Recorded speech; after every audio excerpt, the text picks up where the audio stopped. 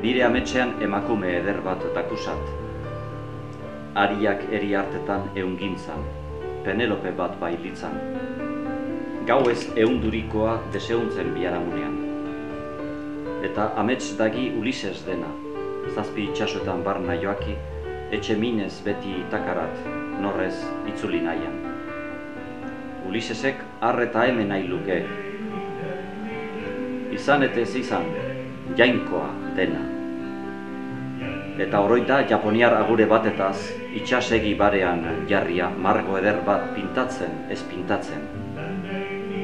Bertako zamari xuri gaztainaz, belagian ederrago gizakiaren desiran, oroita amets dagien artean. Eta bake hori aizegoa, bekan du Ulisesek senti, itxasoan margo hartan eta giza atzen arteko aurrideguaren enparantzan ezik. Baina asekaitz, laminen saretan nahi du eman, bere ersturaren mastari estekaturik datzan bitartean.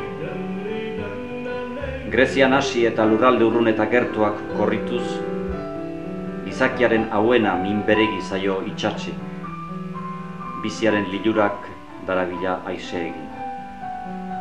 Eta ez dakit badakit gehiago, Penelope naizen Ulises japoniarra, Samaria ala haien oinazea patua bera naizen.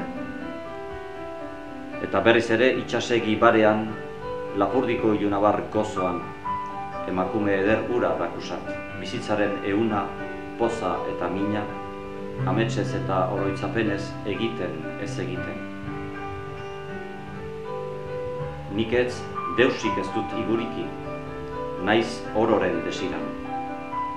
Itxasoaren parean ilunabarrez iduzkiari topa eginez, bakardabeko amets untan.